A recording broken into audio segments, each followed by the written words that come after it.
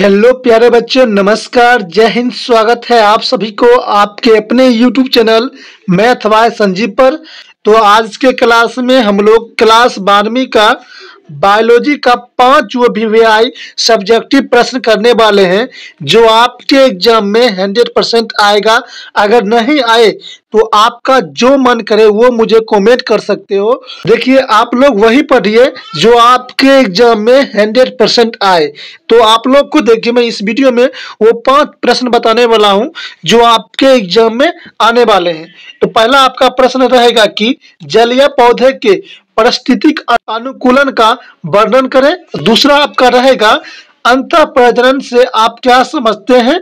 और आपका तीसरा रहेगा कि जल परागन से आप क्या समझते हैं, स्व उदाहरण बताने के लिए कह रहा है। और आपका चौथा नंबर प्रश्न रहेगा कि पुनरावृत्ति सिद्धांत से आप क्या समझते हैं। ठीक है। और आपका 5वां नंबर क्वेश्चन रहेगा प्यारे बच्चों, जैव विविधता संरक्षण के बारे में स्व उदाहरण बताने के लिए कह रहा है। ये वो प्रश्न है जो आपके एग्जाम में 100% आएगा। तो आएगा, आप लोग लिख कर रख लीजिए, आप लोग सब्सक्राइब कर लीजिए चैनल को।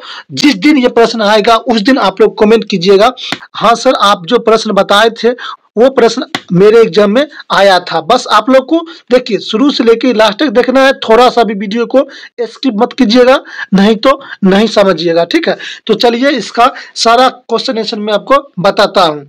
तो यहाँ पर देख सकते हैं, आपका पहला नंबर क्वेश्चन दिया गया है कि जलीय पौधे के पारिस्थितिक अनुकूलन का वर्णन करने के लिए कह रहा है। ठीक है। तो आपको लिखना होगा क्या, पर्यावरण के प्रति अनुपालन प्राकृतिक परिस्थिति के तहत आराम से और सफलतापूर्वक रहने के लिए जीवित जीवों की एक विशेष विशेषता है। इन अनुकूलनों के आमतौर पर पारिस्थितिक अनुकूलन के रूप में जाना जाता है। ठीक है। पर्यावरण में जीवित चीजों की संरचना में परिवर्तन के जैव विविधता कहा जाता है। क्या कहा जाता है समझिएगा। यहाँ पर आपका फर्स्ट नंबर क्वेश्चन दिया गया है कि जलीय पौधे के पारिस्थितिक अनुकूलन का वर्णन करें। तो लिखना कैसे होगा आप लोगों को अच्छा से समझिएगा, बहुत ही इंपॉर्टेंट है। लिखना होगा आप लोगों को, पर्यावरण के प्रति अनुपालन प्राकृतिक परिस्थिति के तहत आराम से और सफलतापूर्वक रहने के लिए जीवित जीवों की एक विशेष विशेषता होता है। ठीक है। इन अनुकूलनों की आमतौर पर पारिस्थितिक अनुकूलन के रूप में जाना जाता है।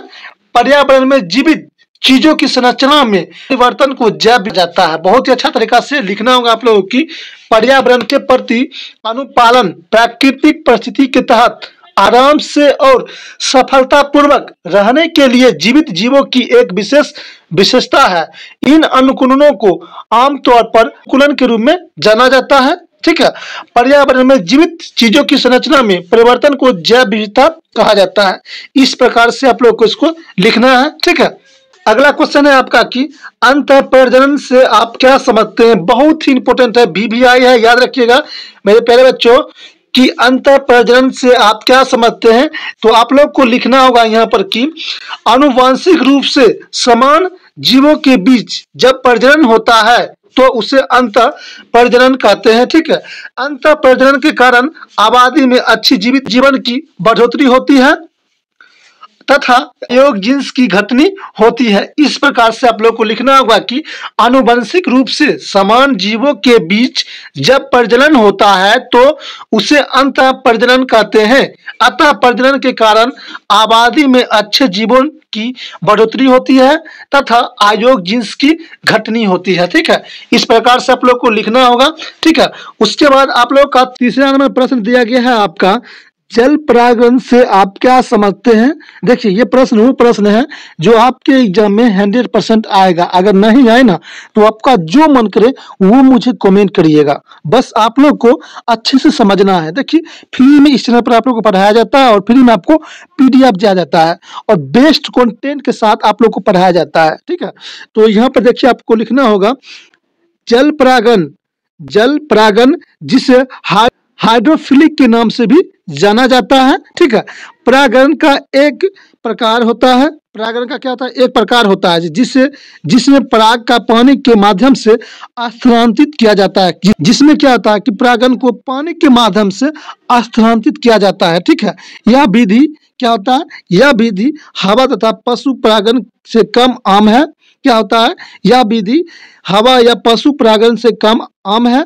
जल परागण का एक उदाहरण जल या पौधे के कुछ प्रजाति देखे जा सकते हैं, जैसे कि समुद्री घास। जो अगला क्वेश्चन है आपका, पुनरावृत्ति सिद्धांत से आप क्या समझते हैं? बहुत ही इंपॉर्टेंट है कि पुनरावृत्ति सिद्धांत से आप क्या समझते हैं। आपको लिखना होगा कि इसमें सिद्ध होता है कि प्रत्येक जीव अपने भ्रूणीय परिवर्धन में ऐसे सभी प्रावस्थाओं से गुजरता है जिन अवस्थाओं में कभी उसके पूर्वज धीरे धीरे विकसित होकर बने होंगे।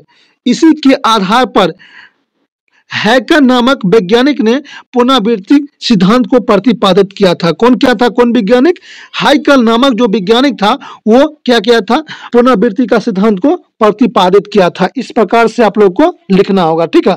और आप लोग का लास्ट नंबर क्वेश्चन है, बहुत ही इंपॉर्टेंट है, 100% आपके एग्जाम में ये प्रश्न आएगा। डियर स्टूडेंट, आपको लिखना होगा क्या करा, क्वेश्चन करा क्या, जैव विविधता संरक्षण के बारे में 100 उदाहरण आपको बताने के लिए कह रहा है। क्या कह रहा है कि जैव विविधता संरक्षण के बारे में 100 उदाहरण आपको बताने के लिए कह रहा है। तो आपको लिखना होगा डियर स्टूडेंट, जैव विविधता के कमी होने से प्राकृतिक आपदा जैसे बाढ़, सूखा और तूफान आदि आने का खतरा और अधिक बढ़ जाता है। क्या होता है कि समझिएगा, जैव विविधता की कमी के कारण क्या होता है, प्राकृतिक में आपदा आ जाता है, जिससे कि बाढ़ आने का चांस बढ़ जाता है, सूखा पड़ने का चांस बढ़ जाता है और तूफान आने का चांस बढ़ जाता है। यह सब आने का खतरा बहुत ज्यादा क्या होता है, बढ़ जाता है।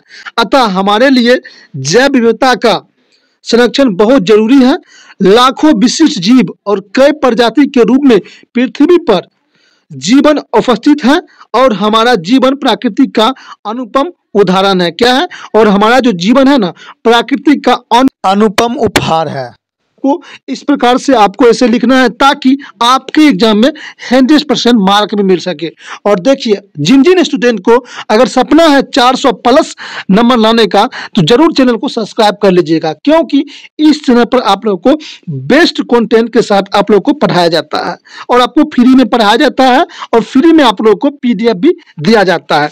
तो आशा करता हूं डियर स्टूडेंट, आज का क्लास आप लोगों को बहुत ज़्यादा ही पसंद आया होगा। तो वीडियो को लाइक कीजिएगा, शेयर कीजिएगा। चैनल पर पहली बार आए होंगे जरूर सब्सक्राइब कर लीजिएगा। और अपना तैयारी मजबूत करना चाहते हैं तो चैनल के साथ जुड़े रहिएगा। और जो भी स्टूडेंट को PDF चाहिए वो लोग मुझे इस नंबर पर मुझे मैसेज कीजिएगा, मैं उन लोगों को PDF फ्री में दे दूंगा, ठीक है। तो मिलते हैं किसी अगले वीडियो में, तब तक नमस्कार dear student, best of luck.